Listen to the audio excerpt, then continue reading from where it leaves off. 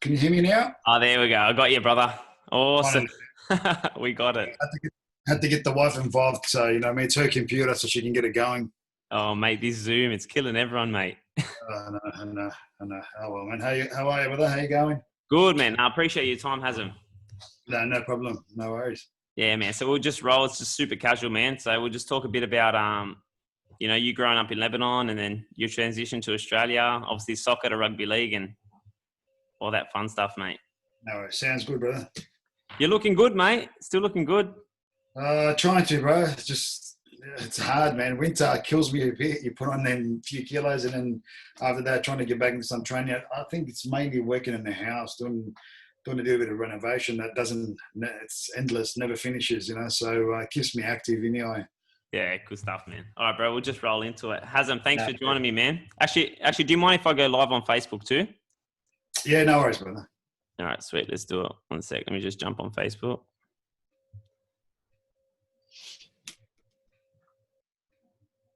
All right.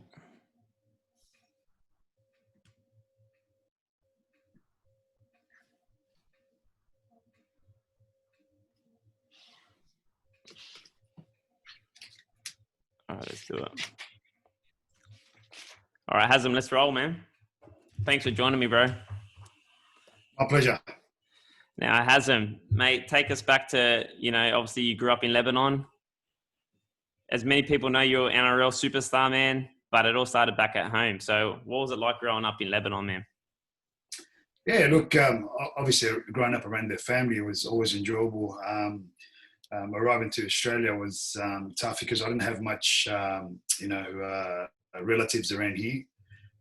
So I only had two uncles and an auntie, but that's the sort of fun bit about it in Lebanon. But other than that, it was tough, mate. I was born there. I arrived to Australia at the age of 12, but I endured a lot of trials over there as well. And in particular, as a young kid growing up with four other siblings, which is five of us, and my sister was born in Australia 2 years later here when we arrived. Like just enjoying the war itself. No electricity, no water. You had to miss school numerous times because all of a sudden, war will start. The civil war in particular in Tripoli. The memories are still haunt you sometimes. You get that when the moonlight is on and all you hear is shattered glass and everywhere. And so look, it's kind of I try to sort of bypass it and I try to not to think about it too much. But look, there was a lot of positives as well, of course. But during probably the most I remember was, as I said, it's actually the war itself. Yeah, it was a tough time, mate. Now tell us about the horse riding. Heard you Yeah, your look, horse riding, mate. Do you still get around to doing that? yeah, look, no, not anymore. When you finished rugby league, had the lower Lebanese back, the L4, L5. So, obviously, you move on in life, and I haven't done it for quite a while now, probably over 10 years that I haven't. Actually, sorry, 2 years ago we went to Queenstown and we went for a horse ride there, so that was a good fun. With the holiday with the family. But other than that, it's just been quite a long time. It's something that it's a phase that I enjoyed for a bit with the boys, and now so don't get a chance to go out there and do it. But I'd love to do it again. It was just like a good phase at the time. It was more of an outlet at the time where away from footy, just spent some time with with the horses. The kids were young. They loved seeing a few horses and went for a few horse riding here and there. So it was a good time. How important is it to get away from the footy, man? Like while you're into it, and it'll be a crazy time, man, because that's all you're thinking about pretty much, eh? It'll consume so much of your life. Look, absolutely.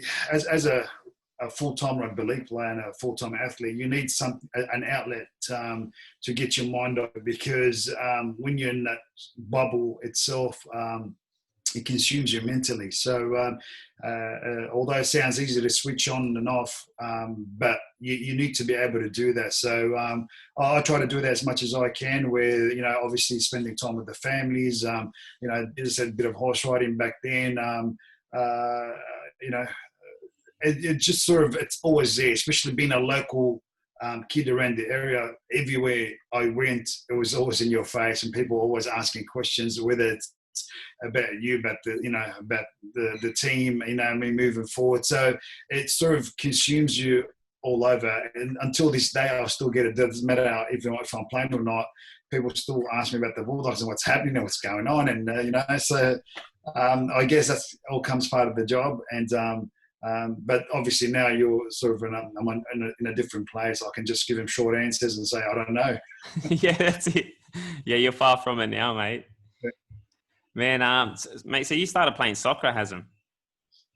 Yeah, again, look, going back to Lebanon, since probably the age of 5 or 6, I had a couple of uncles, and where they had their factory in the next street, and they said, listen, there's a team here. We know the guy really well, and we know the boys, so go and have a go with them. So I grew up, as I said, probably playing soccer for about 4 to 5 years in Lebanon until I came to Australia at the age of 12, as I said, and from there on I played soccer here till the age of 17, 18, and then I made the transition to rugby league.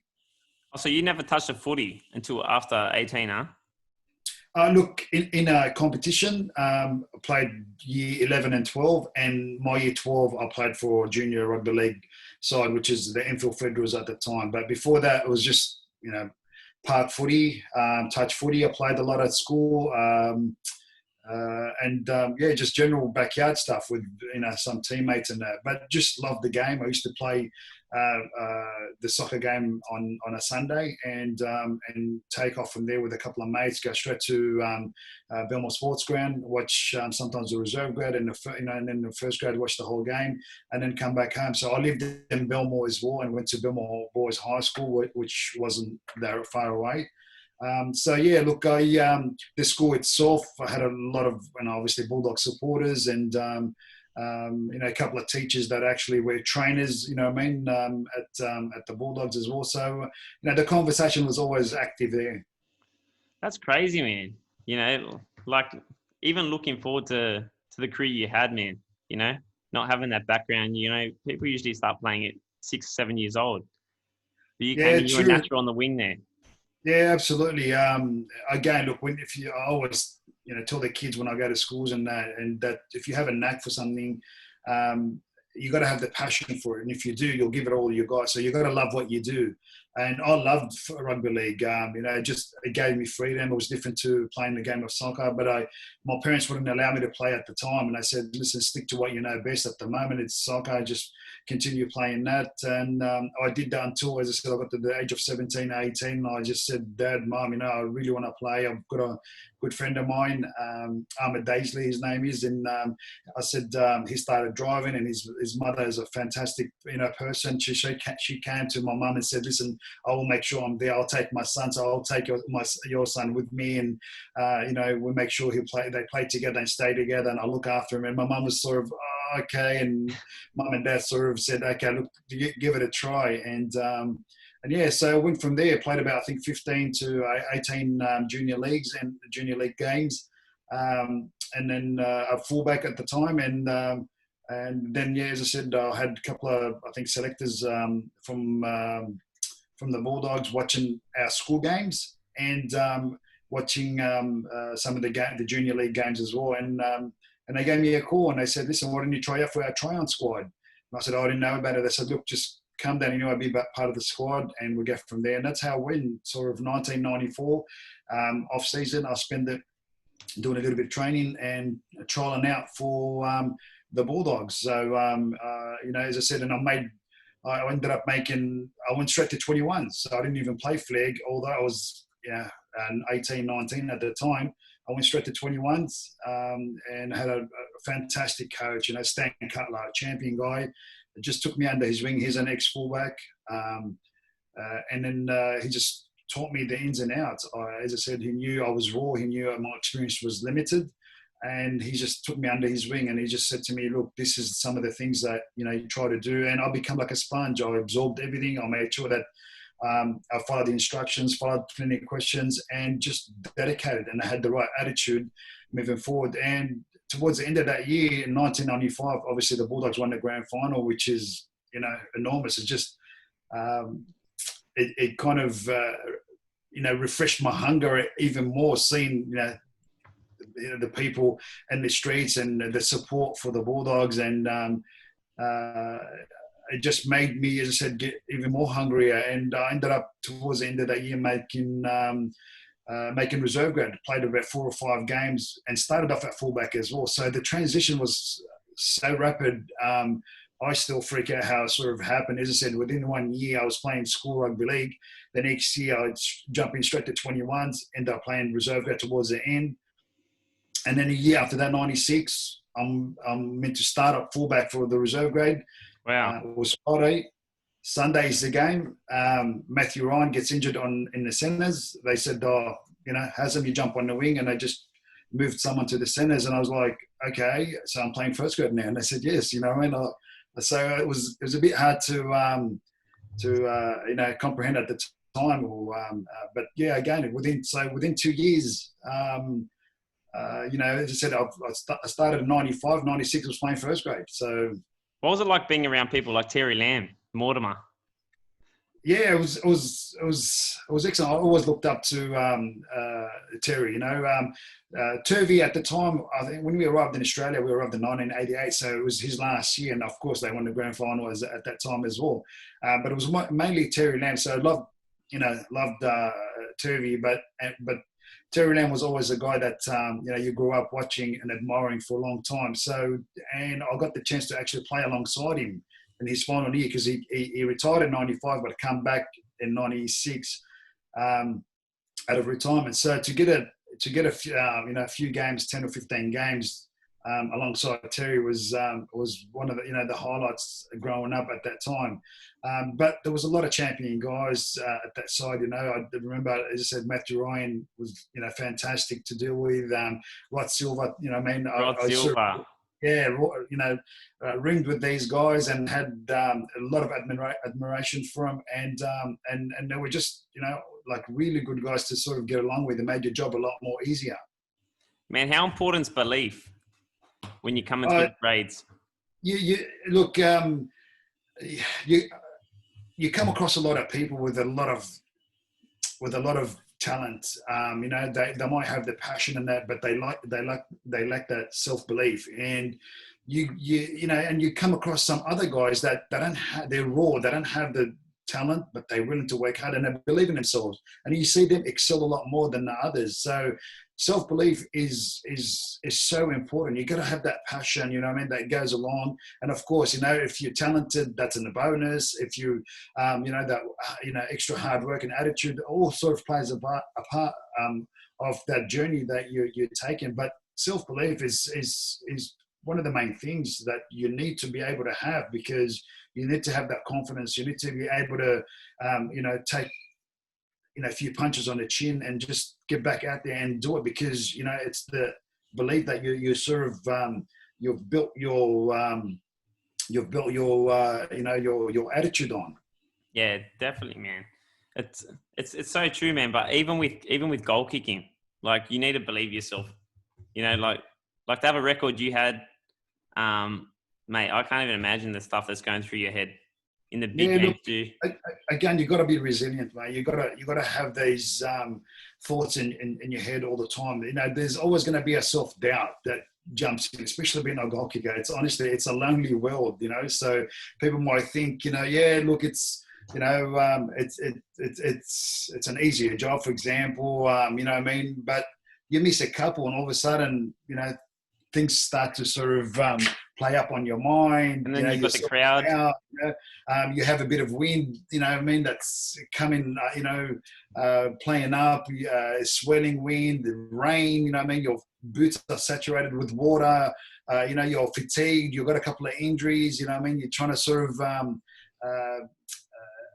I guess, eliminate all that. You have the crowd obviously on the side there playing a big part, and always, you know, in your mind. But again, you've got to eliminate all that. You've got to be able to sort of stay focused on the job, and that's something I always built myself upon. I actually loved when the crowd used to tease on the sideline. I loved the pressure beats in that, although it took you know, a couple of years, because I was never a goal kicker beforehand. I played rugby league. I played 5 years without. I think I'll kick 10 goals in 5 years. That's because Halligan got injured in 1999, and I just filled in for about 3 or 4 games.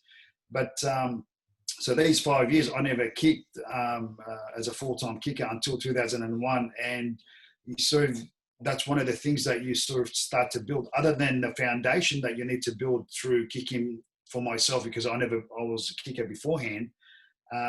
But it's just that mental aspect, and I had to learn pretty quick. And the reason being is that I took over kicking from someone like Darren Halligan, called a super boot. You know, used to kick him from everywhere. Being a local kid around the area didn't help, because every kick you missed, everybody told you about. You know, I walk the streets down in Belmore or Lakemba to get something to eat sometimes, and go back to training at Belmore, and you'll be having such a good day, and all of a sudden, what happened? What happened to the kick, bro? What happened? And I'm like, oh my goodness, you know.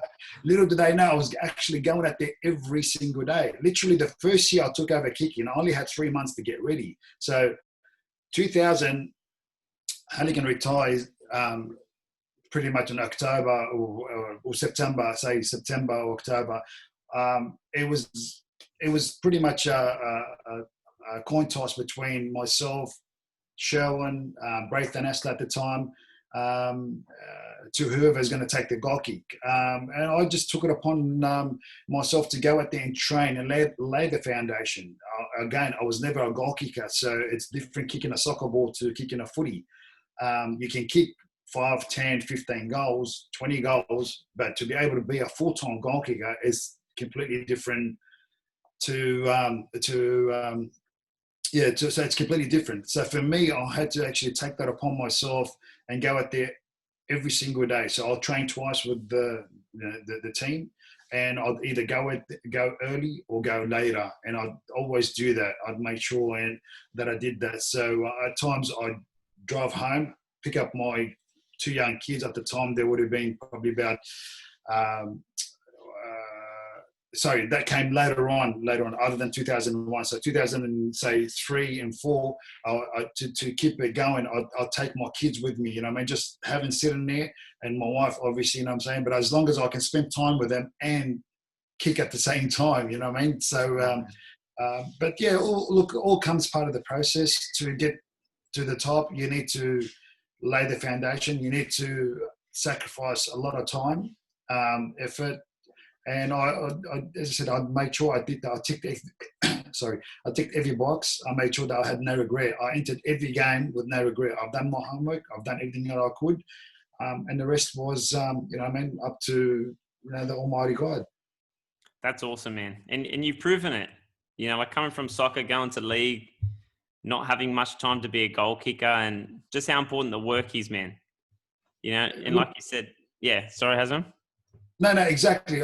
Again, look, you're going to have pride in everything that you do. And that's just me. Everything I do, I try to perfect it. You know what I mean?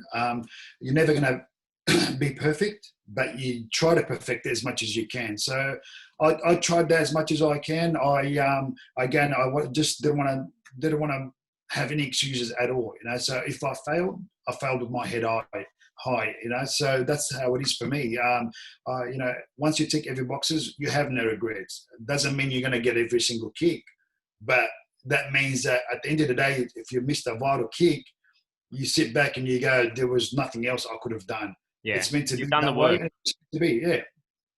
Yeah, I love that, man. Actually, I had General Patton on the podcast. Yeah. And he was saying he used to stay back and take some bombs. So he came from the same side as you, man. He said you were a hard worker. You know, Bobcat Ryan, he said, was one of the hardest workers too he's played with. Who would you say, man, was one of the hardest workers? Look, there was a time there. Again, look, you get two different personalities. You know, it's funny. Luke was always a great trainer. You know, Pricey, Bobcat, always fantastic, led by example, and played well. So, but you get the other dynamics of players that you come across where, come training, they're always, you know, in the last five, but come game time, mate, they're unbelievable. You know what I'm saying? They're always there. And two guys three guys that stand out for mine is Matty Utai. You know, Matty wasn't their best trainer, but he killed the game time. Nigel Vangana wasn't the best trainer, but game time killed it. And Rod Silva. Oh, really? I mean? Rod Silva. No, mate, Rod Silva, you know what I mean? Again, he wasn't one of the best trainers, but come game time, these guys are in the zone. And again, you get the other ones that sort of train hard and play hard. So, you know, so that's the sort of different dynamics of people. For me, it was always about, you know, I wanted to push myself to the extreme. So therefore, come game time, mentally I'm prepared. Physically, of course, but mentally I'm there. I've done the work, and it's always been there. And I, again, as I said, there is nothing else I could have done that you know, I'd have regrets. Yeah, awesome, man. Now, what about Folksy, man? Steve Folksy, it was a bit sad what happened to him, but mate, that guy was in the best shape of his life. Like, he looked like an intense character. What was Folksy like, man? Yeah, look, he was, to be honest. And look, I'll tell you a quick story about Folksy. I think the thing about him is that he was always dedicated. Even though he retired, obviously, and coach and all that, he always sort of ate the right food and always trained. So he'd be come off season, him and the physio and all that would go out and do a lot of bulk orders. So when we come back, we won't be as fit as, and they'll be leading the way the whole time. And you're talking, you know, probably each session 50, 60 Ks at a time. So, you know, he'd be ready to go. Bike ride, and we all sort of trying to chase them until, as I said, we'd catch up later on in a couple of weeks. But I'll tell you the story that I was saying that some of the boys, I think, dared him and it said, if we do win the grand final, that was in 2004, would you have a burger, a Big Mac? And he said, I don't know, I'll have to see. So when we won the grand final at presentation night, he was up on the stage and they surprised him. They bought him a Big Mac on a plate and they said, well, we won the grand final. You know what I'm saying? Here you go. Can you know what I mean? You can eat that now. And he refused, and he wouldn't even eat it. You know what I mean? That discipline. So, yeah, again, it just shows you, like, you know, how mentally strong and he was. Although, as I said, he was retired. We won the grand final and all that, but he wouldn't eat it. Wow, that's crazy, man. Yeah. Yeah, man. It was sad to see. Actually, I just remembered when I was talking to the general, he was telling me that Marco Mealy, apparently at training, like, he's seen him knock people out. Like, he's just 200% every session. Is that? Yeah, look, I describe Mike's probably one of the toughest guys as well that I played alongside. He's just one of these guys that he's like really raw and tough, you know. And a couple of stories about Mark as well is that when we first got him to the club in 2002, I think it was 2002 or one. Yeah, 2002. I think it was his first year. We were playing the Warriors, and we always struggled against the Warriors the first, especially 15, 20 minutes, because they had always such a big forward pack. And, you know, you had to absorb so much. So a lot of times it would be 12 to 18 points almost behind, and then we sort of get to catch up, you know. But I remember that time I was playing on the wing. Darren Smith was in the centres next to me. And I remember that time at the game itself, he was calling all the big Warriors forwards out. And you're talking Joe Vangana, you know what I mean, one of the biggest boys, and all the other guys. And he just pointed at him, just going, come on, you know what I mean? And we go, me and Smithy, we're like, he's gone, you know what I mean? And mate, he would take the ball up. 2, 3 of them just wanted to absolutely kill him, you know what I'm saying? And he'll just bounce off and keep going. So he kept doing that the whole game. And I thought to myself, that was one of his first, I think, 2 or 3 games. And I think we played him at Wellington that time too, because and I just thought to myself, wow, you know, like, this guy just no self-preservation whatsoever, and he just kept going and going. Mind you, I thought it was crazy just in the dressing room, because I was walking to the toilet and I looked and I'm thinking, what's he doing? And I realized he had Vicks sitting there. And, we all have put a little bit of Vicks on the chest just to help you breathe in a little bit, whatever. He was just dipping in with his hands and going all over his head, in between his I've heard eyes. about that, man. And I was like, I just kept going. I was going, okay, you know what I mean? I'm not going to even ask him, you know what I mean? But, you know what I mean? Whatever works for him. But, mate, I'm telling you, yeah, it worked for him for a long time. He's one of these really, tough guys, and he trained like he played. So a lot of the guys would avoid him during training because, he's going to just jump on top or do something or whack you out. And so, and then if you complain, he'll just, oh, you sook, mate, you know what I mean? But yeah, I love Mark. He's just one of these raw guys. Mate, that team in 04, so I'm a big Sharks fan, man, but my whole family are crazy dog fans, man. Yeah. Back in the Mortimer days and stuff. But, mate, that 04 grand final, I remember watching it, man. Mate, what's your memories of that grand final, man? Or that year in general?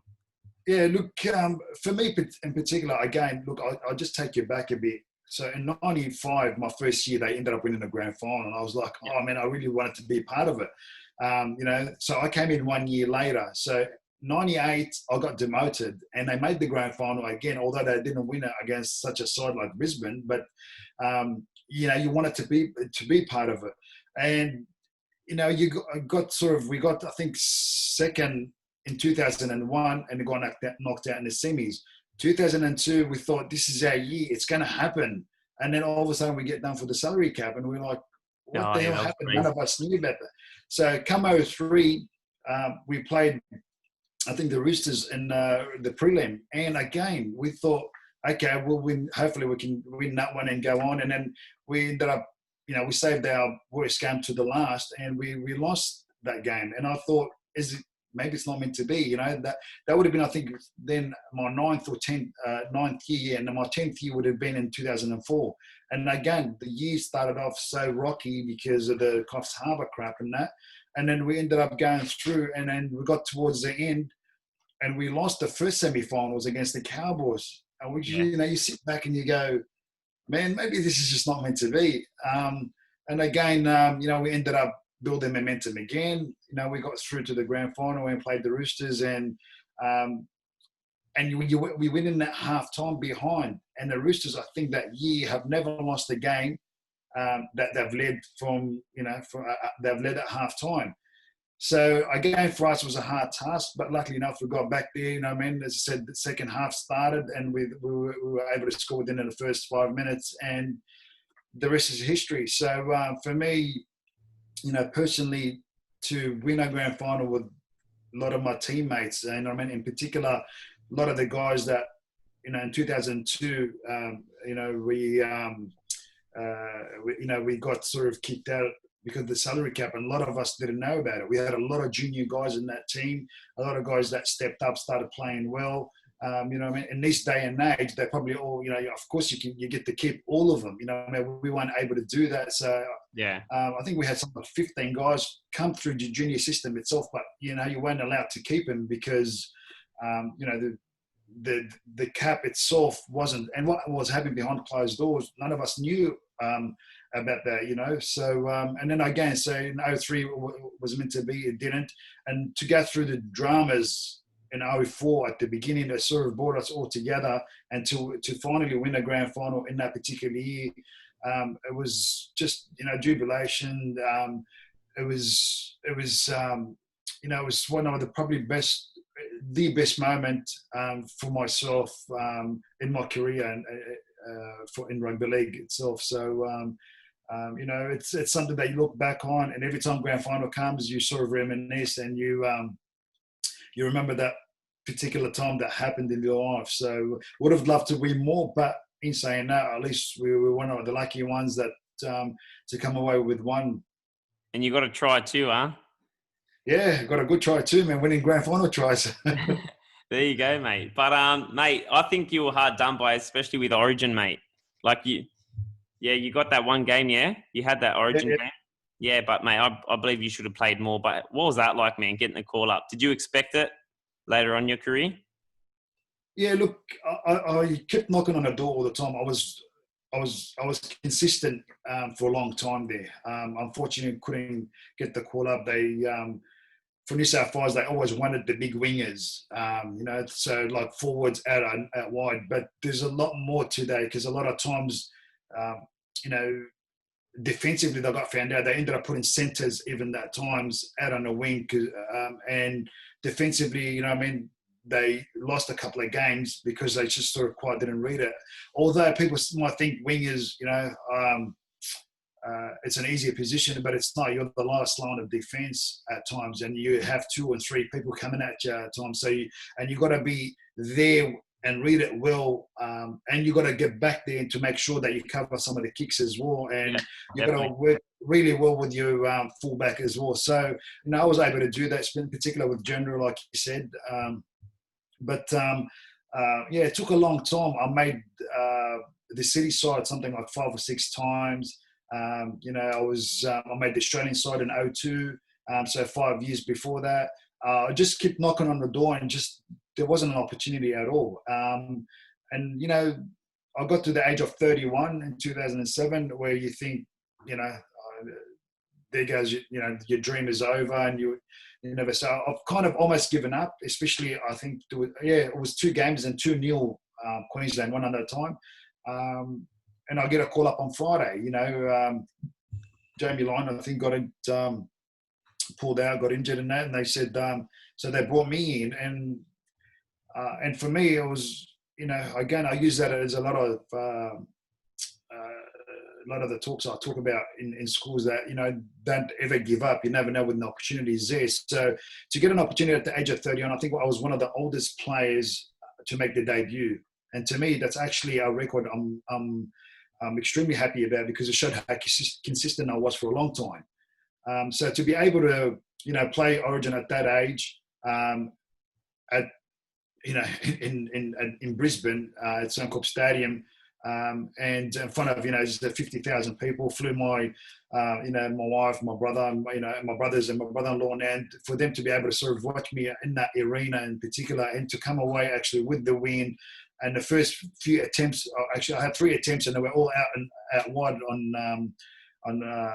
the sideline, and to be able to nail all them and play well and defensively, made sure that I sort of I read every play, went in there. So and you're talking at a time where Queensland had the English Thurston, Billy Slater, all the big names, Smith and that. So it's definitely one of the highlights as well in my career. Yeah, mate, you had a great career, man. You've done amazing. I just wanted to talk you through. Did you have any routines when you were coming up to kick? Like, look, I try to obviously. Yeah, look, again, look, I talk a lot about it to a lot of the younger kids that want to kick. Building a rhythm is one of the most important because getting behind that ball, you need to be able to sort of go through the same process every single time. At times, you need to adjust depending on the wind, depending on the circumstances, but that building that same rhythm and knowing where you are. So there was times I can close my eyes and I knew exactly where I was and where that ball was going to travel because your habits take over. That's it. Subconsciously, it's in my mind. I've done it. I've repeated it so many times that I knew exactly where, as I said, that kick was going to go. So it was the same routine for me. Again, it's a matter of sometimes the weather that played a major role. Sometimes I overread it too much, where the wind was playing up, and then when you sort of kick a kick. Compensating for the wind, all of a sudden the wind drops and then you end up missing or whatever. So sometimes it's swelling around. So this is where I sort of struggled like every other kicker. So there was times I'd have 28 kicks from say 30 and I'm on a roll kicking well. In one game I'd miss 3 or 4, probably about 2 or 3. And the reason being, again, as I said, you think to yourself, okay, it's traveling from right to left, I'll give it a little bit more, and all of a sudden it drops and you end up missing by, a metre or 2, or, you might hit the post or whatever. So, look, I was towards the end there, I was consistent enough, and of course you pick up a lot more injuries towards the end, so you can't practice as much as you want. You know what I mean? I had tears in my hammies. You know, people ask me sometimes, what's the worst injuries that you picked up? And although it's not major, but, you know, I'd done my ligaments in my left ankle, and I could play, but come and kick, it's the foot that you plant, you rotate, you know, you balance on. Yeah. So every kick was actually excruciating painful. And the reason being, again, it's just that's the one that it takes all the impact of your body, you plant it, the rotation of it. So it kind of, it plays on your mind, you know, and then I had to adjust my whole kicking routine. That would have been probably in 07, I think, you know, and you start to miss a couple, and the boys, as if for a reason, they start all scoring them out wide. It's like, let my ankle get better, score them a little bit next to the post, Run it in and do whatever you want after that. And then people start questioning, what's happening? Look, your routine has changed, you know. Little do they know that, you know, as I said, you had to adjust so much because of, you know, as I said, just something as simple as, you know, an ankle sort of injury. But for a goal kicker, that's major. Yeah. No, man, I respect you a hell of a lot, man. And, mate, you've done so much for the game. You know, you're a truly good person. Hazem, what are you doing these days, mate? Post NRL. How was that? Before that, what was the transition? What was the transition like? Because I talked to, you know, boxers, NRL players, and they say the hardest bit is coming out of that bubble and transitioning into the real world. How hard was that for you, man? Did you kind of feel that? Oh, look, absolutely. It's you know, you can't deny that. No matter who tell you, every single person feels it, you know. So the way I describe it, although look, first it took me a couple of years to actually adjust, 2 or 3 years, and you know, at times it probably cost me my marriage at the time, because you know, you want to. There's a lot of unfulfilled promises from people, and the ones that you want to do, they've got you on hold waiting, and the ones that you don't want to do, they're there for you. So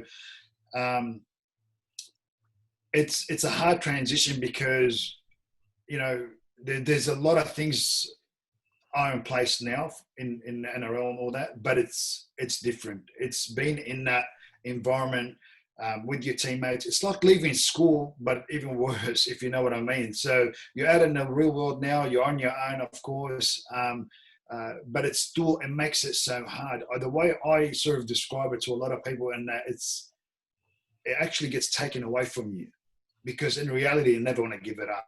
Although, as I said, there's time for everyone, but you never want to give it up, because it's something that you love. Yeah, you truly love, and you want to do. You know, if you're a doctor, if you're a mechanic, if you're, you know, whatever person, you have a trade, you can be able to do that until you're 50, 60 and continue on, for example, until you're actually ready to go and say, listen, I've had enough, mate. Yeah. That's about it. And change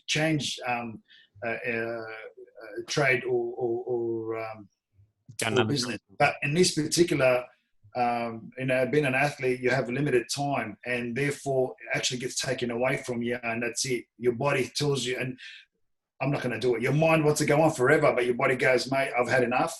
That's it. You know what I'm saying? And that's the sad thing about it, is that you're not able to do it for a long time. But that's just unfortunately how it is, you know. So you've got a short time. You got to make an impact. You got to make as much. How can I say? You know, money, as much fans, as much as much. You got to leave a legacy behind, pretty much, in that particular time. And yeah, so it is a very tough transition. And unless you've had something that, you know, that are built in place, and as soon as you make the transition, you're ready to go. And it needs to be challenging at times. You know, you always need to challenge yourself. You know, being, as I said, an ex-athlete. You know, so I'll do a little bit of renovation at the house now, and my wife's always saying, "What possesses you to do that? What are you doing?" I said, I don't know, it's just challenging. And she just laughs. She goes to me, why don't you just get someone? I said, yeah, I know, but I like to do the preparation first. Then I can get someone, you know what I mean? I believe I can do it. You know what I mean? But it's true, it's a bit of an escape, because I used to be a Tyler. Now I'm a trainer and a coach. But yeah, man, like I still enjoy getting hands-on too. Look, I take pride in what I do, and sometimes I like doing these little things here and there. And of course, as I said, for the final finishes and that, you always want to get some. But at times, you just want to see if it works for you. You know what I'm saying? So, and then she just kept shaking her head. She goes, "Look, you know what? I've given up. I'm just going to leave you on your own." So, yeah, Yeah. it's all good. Yeah, mate. Actually, me and my fiance, we're doing renos at our place, and I just changed the light switch, and she turned on the light, and it flushed the toilet. So I'm like, I might call it Sparky for that one, man. No, that didn't really happen. But anyway, Hazem. So, mate, what are you doing with yourself these days, mate? Yeah, look, I do. I've got a couple of ambassador roles that I do for a few people. I'm still do a little bit with the Bulldogs on game day, as an ambassador. So I enjoy that. I do the odd goal kicking as well for a couple of young guys here and there. So look, I'll keep myself busy. There's always something to do. So I've backed off. I'm not into something full time. So I just do bits and pieces here and there. Good on you, man. And it's more family time now. Absolutely. Yeah. Hazem, appreciate your time, brother. No, my pleasure, Matty. No worries, mate. You're a true gentleman, man. Mate, for the listeners, where can they find you if they ever want to connect with you? How can we help you, man? Look, although I just jumped on Instagram about a year ago or so, but that's probably the best way to, as I said, connect or, if they needed any videos or whatever it is, So as I said, happy to do that. Either that or Facebook, but mainly Instagram that I control at the moment. Awesome, Hazem. Brother, appreciate it. Have a great weekend, and mate, all the best, and wish you all the success in the future, mate. My pleasure. No worries. Thanks, matey. All the best, mate. Take care, Hazem. See you, mate.